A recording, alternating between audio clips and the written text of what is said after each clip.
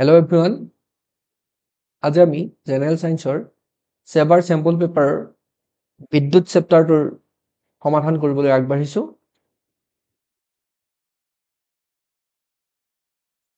প্ৰথম কোৱেশ্চনটো হ'ল এটা বৰ্তনী কেইবা মিনিটৰ বাবে অন কৰি ৰখা হয় তাৰ ফলত সংযোগী তামৰ তাঁৰডাল গৰম হৈ পৰে।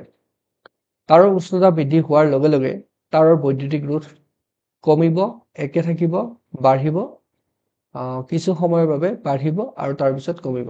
এটা কোনটো অপচন কাৰেক্ট হ'ব?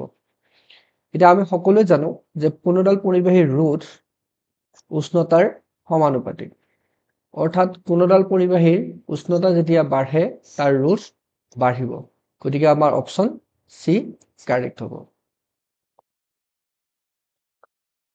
নেক্সট কুৱেশ্যন, ওপৰৰ চিত্ৰত দেখুৱাৰ দৰে ডি ব্যাস আৰু এল দৈৰ্ঘ্যৰ তাঁৰ এডাল প্লাষ্টিকৰ দ্বাৰা আৱৰি ৰখা হৈছে। তাৰৰ কি বৃদ্ধি পোৱাৰ ফলত তাৰৰ ৰোধ হ্ৰাস পাব? এতিয়া এডাল পৰিবাহী আমাক দিয়া আছে।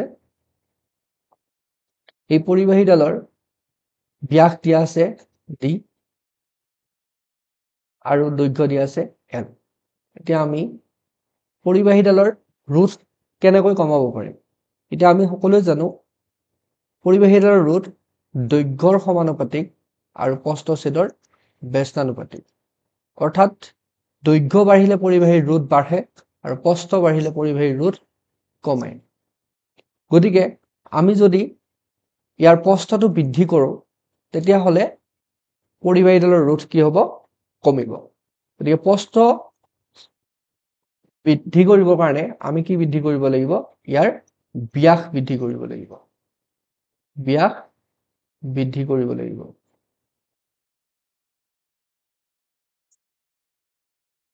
অৰ্থাৎ আমি জানো এইটো পৰিবাহীডালৰ ব্যাস দিয়া আছে আমাক ডি। গতিকে কালি কিমান হ'বগে? পাই ডি স্কোয়াৰ বাই 4। গতিকে আমি পৰিবাহীডালৰ কি কৰিব লাগিব? ব্যাসটো কি কৰিব লাগিব? বৃদ্ধি কৰিব লাগিব। Option B correct. Next question, section B. আৰ ৰোধৰ তাৰৰ টুকুৰা এটাত তিনিটা সমান অংশ কাটি দিয়া হ'ল। এই অংশবোৰ এতিয়া সমান্তৰালভাৱে সংযোগ কৰা হ'ল। যদি এই সমান্তৰাল সজ্জাৰ সমতুল্য ৰোধ R1 হয়, R1 আৰু Rৰ অনুপাত কিমান? এতিয়া আমি ধৰি লওঁ যে সাপোজ এডাল পৰিবাহী AB এডাল পৰিবাহী, ইয়াৰ ৰোধ সাপোজ ধৰি ললো আমি ইয়াৰ ৰোধ R দিয়া আছে আমাক, আমি ধৰি লওঁ 3x। সো ধৰা হ'ল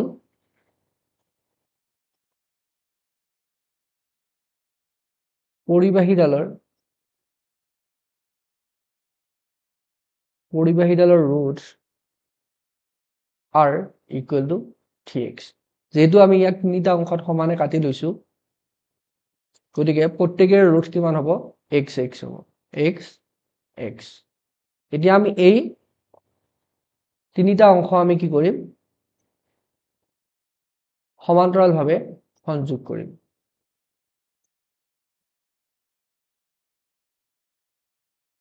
x।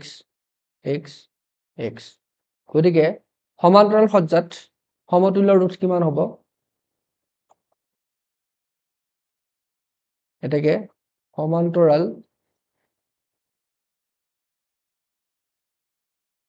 সজ্জাত সমতুল্য ৰোধ 1 বাই আমাক যেহেতু R1 দিয়া আছে, 1 by R1 equal to 1 by x plus 1 by x plus 1 by x। So equal to আমাৰ LCM x 1 plus 1 plus 1। So this implies 1 by R1 equal to 3 by x. 3 by x. এটাকে R1 equal to x by 3. এটাকে আমাক কিহৰ অনুপাত ওলাব দিছে? R1 is to R. is equal to R1 by R equal to R1 আমাৰ কিমান পালো x by 3 আৰু আমি R কিমান ধৰি লৈছিলো 3x so equal to x by 9x x cancel out এটাকে R1 is to R is equal to 1 is to 9 এটো হ'ব answer ইয়াৰ অনুপাত হ'ব 1 is to 9 next question 139 question 39 question to কি দিয়া আছে তলৰ কোনটো বৰ্তনী বালটো জ্বলি উঠিব বা জিলিকি উঠিব একে কথা সো এতিয়া আমাৰ ইয়াত দিয়া আছে এক নম্বৰটো দিয়া আছে আমাৰ হাইড্ৰক্লোৰিক এসিড দুই নম্বৰটো দিয়া আছে সুগাৰ সলিউশন চেনি দ্ৰব্য তিন নম্বৰটো দিয়া আছে আমাৰ এলকোহল ইন ওয়াটাৰ এলকোহল দিয়া আছে আৰু 4 নম্বৰটো দিয়া আছে আমাৰ লাইম ওয়াটাৰ এতিয়া এক নম্বৰটো দিয়া আছে আমাৰ যেহেতু HCl গতিকে HCl কি হয় ই হাইড্ৰোজেন আয়ন আৰু ক্লোৰিন আয়নলৈ ভাঙি যায় আৰু দুই নম্বৰ অপচনটোত সুগাৰটো কোনো ধৰণৰ আয়ন গঠন নকৰে আৰু তিন নম্বৰটো কোনো ধৰণৰ আয়ন গঠন নকৰে 4 নম্বৰটোত আছে লাইম ওয়াটাৰ মানে হৈছে ক্যালসিয়াম হাইড্ৰক্সাইড সো ইউ কি হয় ক্যালসিয়াম আয়ন আৰু হাইড্ৰক্সাইড আয়নলৈ ৰূপান্তৰ হয় গতিকে আমি এটা কথা জানো যে বিদ্যুৎ কেতিয়া পৰিবাহিত হয় যেতিয়া নেকি তাত দ্ৰৱটোত আয়ন থাকে গতিকে এক নম্বৰ সলিউশনটোত ধনাত্মক আৰু ঋণাত্মক আয়ন আছে আৰু 4 নম্বৰ সলিউশনটোত ধনাত্মক আয়ন আৰু ঋণাত্মক আয়ন আছে গতিকে কাৰ মাজেৰে বিদ্যুৎ প্ৰবাহ চালিত হ'ব এক নম্বৰ আৰু 4 নম্বৰ গতিকে অপচন বি কাৰেক্ট এতিয়া আমি নেক্সট কোৱেশ্চনলৈ আহিলো বৈদ্যুতিক বৰ্তনী নিৰ্ণয় কৰিব পৰা ধৰ্মৰ ওপৰত ভিত্তি কৰি বিদ্যুৎ প্ৰবাহৰ তাপীয় ক্ৰিয়াৰ প্ৰভাৱত ব্যাখ্যা কৰা সূত্ৰটো লিখা এতিয়া এটো আমি সকলোৱে জানো এটো জুলৰ সূত্ৰ গতিকে আমি জানো যে কোনডাল বৰ্তনীৰ ক্ষমতা কিমান হয় P = VI যদি সেই বৰ্তনীটোৰ মাজেৰে টি সময়ৰ বাবে চলাই থকা হয় তেতিয়া হলে ইয়াৰ শক্তি কিমান হ'ব বৈদ্যুতিক শক্তি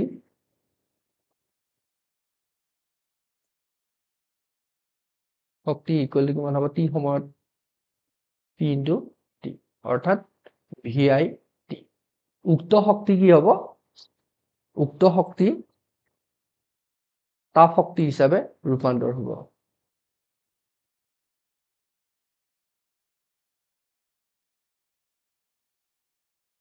তাপ শক্তি হিচাপে ৰূপান্তৰ হ'ব এটাকে H = কি হ'ব VI T সো আকৌ আমি জানো ওমৰ সূত্ৰৰ মতে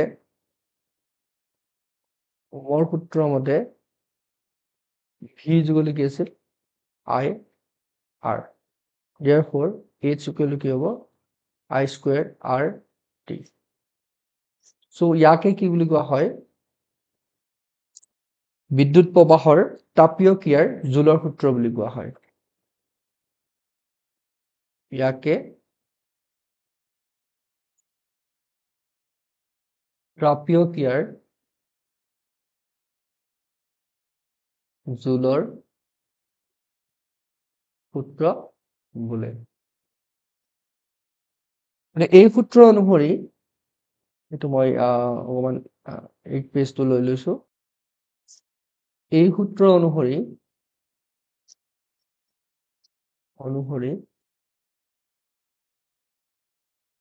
কোনো এডাল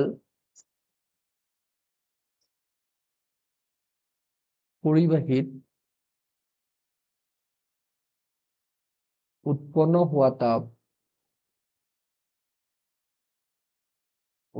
হোৱা তাপ কি হয় প্ৰদত্ত ৰোধৰ বাবে যেহেতু আমাৰ H = কি পাইছো I² RT সো প্ৰদত্ত ৰোধৰ বাবে প্ৰবাহৰ বৰ্গৰ সমানুপাতিক প্ৰবাহৰ বৰ্গৰ সমানুপাতিক আৰু প্ৰদত্ত প্ৰবাহৰ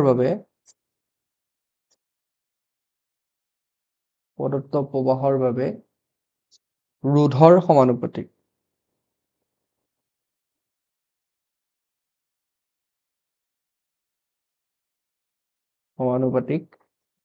ৰোধৰ সমানুপাতিক আৰু ৰোধকৰ মাজেৰে যোৱা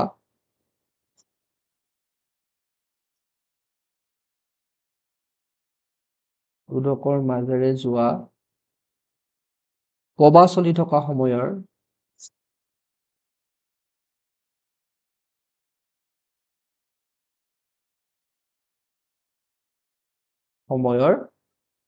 সমানুপাতিক অৰ্থাৎ H is proportional to I square is proportional to R and is proportional to T. এইটোৱে আছিল এনসাৰ। সো আমাক যেটো কোৱেশ্চন দিয়া আছিল বৈদ্যুতিক বৰ্তনী নিৰ্ণয় কৰিব পৰা ধৰ্মৰ ওপৰত ভিত্তি কৰি বিদ্যুৎ প্ৰবাহৰ তাপীয় প্ৰবাহৰ ব্যাখ্যা কৰা সূত্ৰটো লিখা। এটা যদি 1 মাৰ্ক কোৱেশ্চন আহে তোমালোকে জাস্ট এই স্টেটমেন্টটো লিখি দিলে হ'ব যে কোনো এডাল পৰিবাহীৰ উৎপন্ন হোৱা তাপ প্ৰদত্ত ৰোধৰ বাবে প্ৰবাহৰ বৰ্গৰ সমানুপাতিক প্ৰদত্ত প্ৰবাহৰ বাবে ৰোধৰ সমানুপাতিক আৰু ৰোধকৰ মাজেৰে যোৱা প্ৰবাহ চলি থকা সময়ৰ সমানুপাতিক। আমাৰ কি দি আছে 2 নম্বৰ কোৱেশ্চনটোত পৰিবাহীৰ ৰোধকৰ মান নিৰ্ভৰশীল কাৰকসমূহ লিখা। এতিয়া কোনো এডাল পৰিবাহীৰ ৰোধ কি কাৰকৰ ওপৰত নিৰ্ভৰ কৰে? পৰিবাহীৰ ৰোধ নিৰ্ভৰ কি কাৰকৰ ওপৰত কৰে? নিৰ্ভৰ কৰা কাৰক। ই প্ৰথমতে পৰিবাহীডালৰ পদাৰ্থ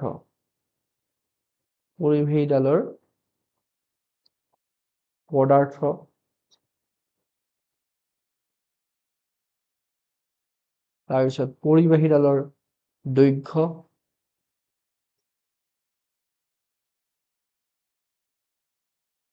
এই নম্বৰতে পৰিবাহীডালৰ প্ৰস্থচ্ছেদ আৰু কি হ'ব বাৰু উষ্ণতা। সো এইকেইটা এই চাৰিটা কাৰকৰ ওপৰত কি কৰে? পৰিবাহীডালৰ ৰোধ নিৰ্ভৰ কৰে। পৰিবাহীডালৰ বেলেগ বেলেগ পদাৰ্থ হলে তাৰ ৰোধ বেলেগ হ'ব। পৰিবাহীডালৰ দৈৰ্ঘ্য যিমানেই বেছি হ'ব তাৰ ৰোধ সিমানেই বাঢ়িব আৰু পৰিবাহীডালৰ প্ৰস্থচ্ছেদ যিমানেই বাঢ়িব ৰোধ কমিব, প্ৰস্থচ্ছেদ যিমানেই কম হ'ব তাৰ ৰোধ সিমানেই বেছি হ'ব আৰু এই উষ্ণতা বাঢ়িলে পৰিবাহীৰ ৰোধ কি হয়? বাঢ়ে।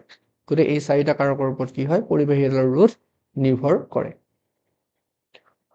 The next question 141 বিনিতা আৰু আহমেদে তেওঁলোকৰ স্কুলৰ প্ৰদৰ্শনীত গাড়ী হেডলাইট দুটা আৰু সাইড লাইট দুটা চলোৱা এটা সাইকেল প্ৰদৰ্শন কৰিছে। তেওঁলোকৰ প্ৰদৰ্শনীত বৰ্তনী ভিত্তিত তলত দিয়া প্ৰশ্নবোৰৰ উত্তৰ দিয়া। যেতিয়া সুইচ এ তলৰ অৱস্থান দুটা সংযোগ কৰা হয় তেতিয়া কি হ'ব? এতিয়া এই এ সুইচটো যদি 2 নম্বৰ লাগে তেতিয়া হলে কি হ'ব? এই 12 ওহম ৰোধকৰ ল্যাম্প দুটা জ্বলি উঠিব আৰু যদি এ সুইচটো যদি 3 নম্বৰ লাগে তেতিয়া হলে কি হ'ব? 4 ওহম ৰোধক বিশিষ্ট ল্যাম্প দুটা কি হ'ব? জ্বলি উঠিব। এতিয়া ইয়াত কি হ'ব? যেতিয়া অৱস্থান 2 থাকিব তেতিয়া কি হ'ব? 12 ওহম ৰোধৰ ল্যাম্প জ্বলি উঠিব।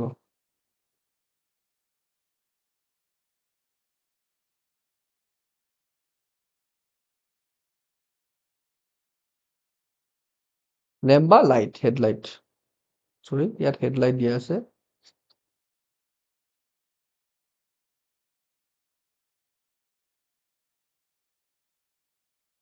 হেডলাইট জ্বলি উঠিব আৰু যেতিয়া নেকি 3 নম্বৰ পজিশনত থাকিব তেতিয়া কি হ'ব শোৰুম ৰোডৰ সাইড লাইট জ্বলি উঠিব ওকে নেক্সট কোৱেশ্চন প্ৰতিটো ল্যাম্প জ্বলোৱাৰ সময়ত বিভৱৰ পাৰ্থক্য নিৰ্ণয় কৰা এতিয়া ইয়াত আৰু বিভৱৰ পাৰ্থক্য নিৰ্ণয় কৰিবলৈ বেলেগ একো নাই যেহেতু গোটেইকেইটা ল্যাম্প কি হৈছে সমান্তৰাল সজ্জাত থাকিব গতিকে ইহঁতৰ প্ৰতিটোৰে বিভৱ ভেদৰ পাৰ্থক্য কিমান হ'ব 12 ভোল্ট শোৰুম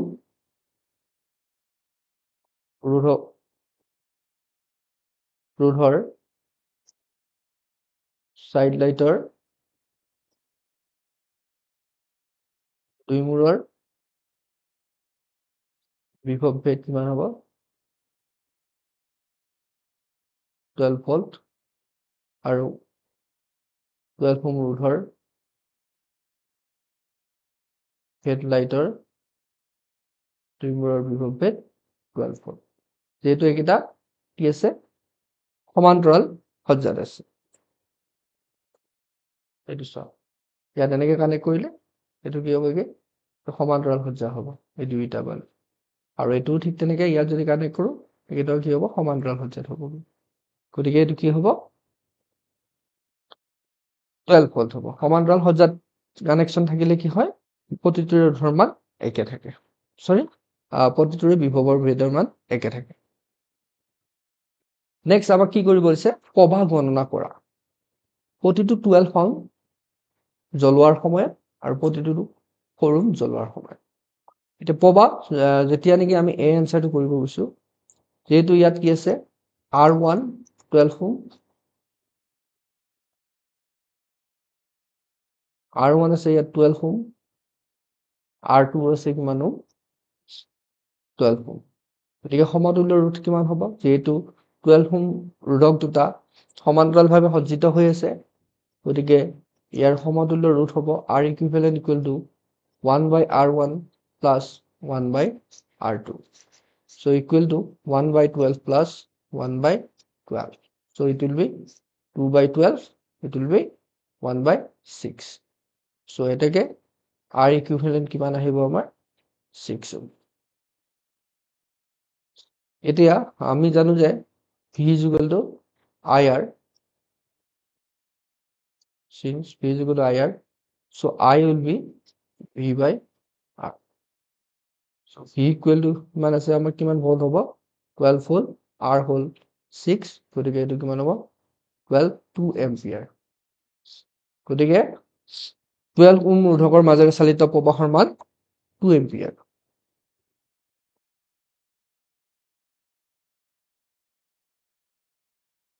ঠিক একেদৰে V টো কি হ'ব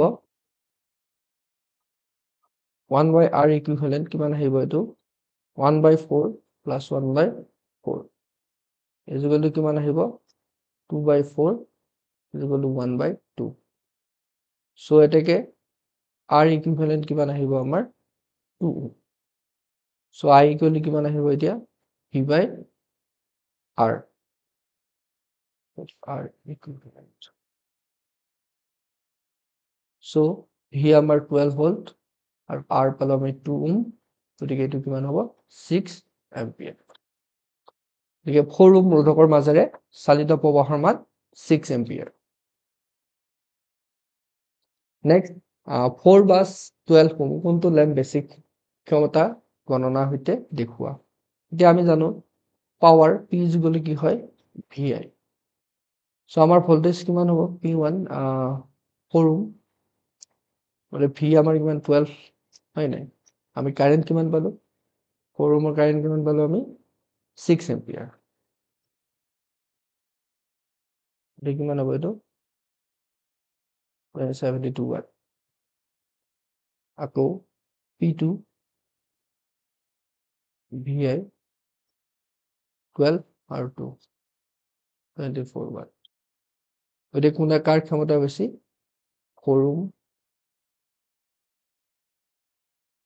ল্যাম্পৰ ক্ষমতা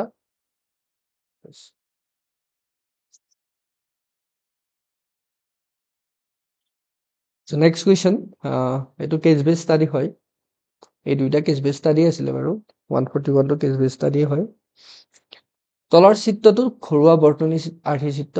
তলত চিত্ৰত দেখুওৱা ঘৰটোত 5টা ব্যৱহাৰযোগ্য স্থান আছে। 1 2 এইকেইটা দেখুৱাই আছে চিত্ৰত 4 5। এতিয়া য'ত বৈদ্যুতিক সংযোগ কৰা হয় ঘৰটোৰ বাবে মেইন ভল্টেজ হ'ল আমাৰ এতিয়া এই কথাটো মন কৰিবা মেইন ভল্টেজ আছে আমাৰ 220 ভল্ট আৰু মেইন সংযোগৰ পৰা অহা প্ৰবাহ আছে কিমান I = আছে আমাৰ 22 এম্পিয়াৰ। এতিয়া ঘৰৰ সকলো ঠাইৰ লগত মেইন সংযোগৰ পৰা কি ধৰণৰ সংযোগ কৰা হৈছে এতিয়া এই কথাটো সকলোৱে জানিব লাগে যে আমি ঘৰত কেনে ধৰণৰ সংযোগ কৰো আমি ঘৰুৱা বৰ্তনী সদায় কি সংযোগ কৰো সমান্তৰাল সজ্জাত সংযোগ কৰো গতিকে এই এনসাৰটো হ'ব সমান্তৰাল সজ্জা সমান্তৰাল সজ্জাত সংযোগ কৰা আছে সো নেক্সট কোৱেশ্চনটো 5 নম্বৰ আৰু 4 নম্বৰ স্থানৰ ৰুট একে 3 নম্বৰ আৰু 2 নম্বৰ স্থানৰ প্ৰত্যেকৰ ৰুট ক্ৰমে 20 ওহম 30 ওহম 1 নম্বৰ স্থানৰ ৰুট 5 নম্বৰ স্থানতকৈ দুগুণ আৰু 5 নম্বৰ স্থানৰ বাবে সমতুল্য ৰুট কিমান তাৰ কাৰণে আমি বৰ্তনীটোৰ সমতুল্য ৰুটটো জানি ল'ব লাগিব এটা আমাৰ ইয়াত যেটো V = দিয়া আছে 220 ভোল্ট আৰু I দিয়া আছে আমাৰ 22 এম্পিয়াৰ গতিকে বৰ্তনীটোৰ ইকুইভ্যালেন্ট ৰেজিস্ট্যান্স কিমান হ'ব R equivalent = V/I so 220/22 = কিমান আহিব আমাৰ 10 ওহম গতিকে বৰ্তনীটোৰ সমতুল্য ৰুট হ'ল 10 ওহম দা আমি ধৰি লওঁ যে 1 নম্বৰ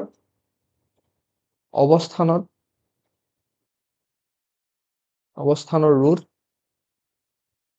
R1 ঠিক তেনেকে 2 নম্বৰ অৱস্থানৰ ৰুট R2 3 নম্বৰ অৱস্থানৰ ৰুট R3 4 নম্বৰ অৱস্থানৰ ৰুট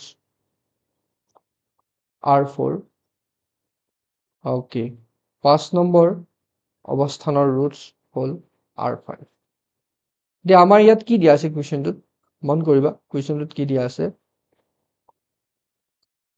4 আৰু 5 নম্বৰ ৰুট একে অৰ্থাৎ R4 = R5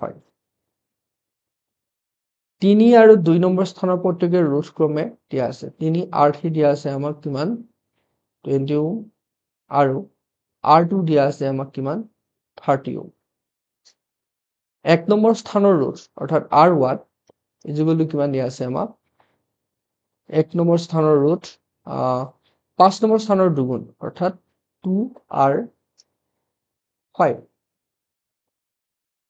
এতিয়া আমি R4 R5 = আমি কি ধৰি লম R বুলি ধৰি লম ঠিক আছে গতিকে ইকুৱেল টু কিমান হ'ব টুৱাইস R গতিকে যেহেতু বৰ্তনীটো কি আছে সমান্তৰালভাৱে সংযোগ কৰা আছে গতিকে আমি বি টোৰে এনসাৰ কৰিছো কন্টিনিউ কৰি আছো বৰ্তনী সমতুল্য ৰুট কি হ'ব R equivalent = 1/R1 plus 1/R2 plus 1/R3 plus 1/R4 plus 1/R5 so equal to কিমান আহিব 1/R1 টো কি আছিল 2R R2 কিমান দিয়া আছে আমাৰ R2 দিয়া আছে আমাৰ 30 ওহম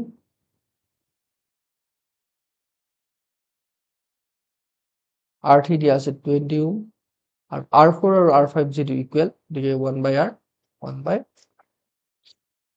so এটো আমি এটো 1/2R টো কমন ললে প্লাস এই দুটা আমি কমন লব পাৰো 1/R plus 1/R plus 1/30 plus 1/20 so ইয়াত আমি 2R কমন ললো হলে এটো আহিব 1 plus 2 plus 2 plus ইয়াত কি আহিব 60 LCM 2 plus 3 so ইয়াত আহিব 5/2R plus 5/60 so তো কিমান হ'ব 5 ৰে 60 12 বাৰ 1 by r equivalent is equal to 5 by 2r plus 1 by 12. So যেহেতু আমাৰ r equivalent কিমান দিয়া আছে 10 ohm দিয়া আছে so 1 by 10 5 by 2r plus 1 by 12. তো এইটো আমি যদি 5 by 2r is equal to আমি কি লিখিব পাৰো 1 by 10 minus 1 by 12. So equal to 5 by 2r is equal to আমি কি লম LCM was 120 12 minus 10. ইয়াত কিমান আহিব 5 by 2r equal to কিমান আহিব আমাৰ 2 by 120 2 by 120 60 times so itu cross multiply kora 2r is equal to 5 গুণ 30 300 so r equal to কিমান আহিব 150 গতিকে আমাৰ কোৱেশ্চনটো কি আছিল 5 নম্বৰ স্থানৰ বাবে সমতুল্য ৰোধ কিমান তো 5 নম্বৰ স্থানৰ বাবে সমতুল্য ৰোধ 150 এনসাৰ হ'ব এটো সি অপশনটো কি দিয়া আছে 3 নম্বৰ স্থানত বিদ্যুৎ প্ৰবাহ কিমান হ'ব এটা 3 নম্বৰ স্থানত বিদ্যুৎ প্ৰবাহ উলিয়াব লাগিলে আমি এফালে কৰিছো নেক্সট পেজত কৰি দিছো সি এনসাৰ 3 নম্বৰ স্থানত আমাৰ বিদ্যুৎ প্ৰবাহ উলিয়াব লাগে যেটো আমাক ভি কিমান দিয়া আছে 220 ভোল্ট তে 3 নম্বৰ স্থানৰ R3 ইকুৱেল টু কিমান দিয়া আছে আমাক R3 দিয়া আছে আমাক 20 ওহম গতিকে I ইকুৱেল টু কি হ'ব V বাই R যেহেতু এটো সমান্তৰাল সজ্জা গতিকে ভোল্টেজ হ'ব 220 আৰু এটো হ'ব আমাৰ 20 তো 2 cancel out it will be 11 ampere 3 number স্থানত বিদ্যুৎ প্ৰবাহ কিমান 11 ampere The next question 4 number আকস্মিকভাৱে উচ্চ বিদ্যুৎ প্ৰবাহৰ পৰা ৰক্ষা কৰিবলৈ মূল সংযোগ আৰু ঘৰৰ বাকি বৰ্তনী সঁজুলিবোৰৰ মাজত কি ৰাখিব লাগিব এটো একেবাৰে সহজ এটো আমি কি ৰাখিব লাগিব বৈদ্যুতিক ফিউজ তাৰডাল আমি কি কৰিব লাগিব ৰাখিব লাগিব তেতিয়া হলে আমি আকস্মিকভাৱে যদি উচ্চ বিদ্যুৎ প্ৰবাহ চালিত হয় তেতিয়া হলে কি হ'ব ফিউজ তাৰটো ছিঙি যাব আৰু তেতিয়া হলে ঘৰুৱা বাকি যিবিলাক সঁজুলি আছে বৈদ্যুতিক সঁজুলি সেইবোৰ ৰক্ষা পাব সো আজিলৈ এইখিনি আছে আজি মই প্ৰথমবাৰৰ বাবে এনেদৰে অনলাইন ক্লাস আহিছো গতিকে নিশ্চয় কেনে পালা জনাবা তোমালোকে কমেন্টত সো যদি সাবস্ক্ৰাইব কৰা নাই সাবস্ক্ৰাইব কৰি লবা থ্যাংক ইউ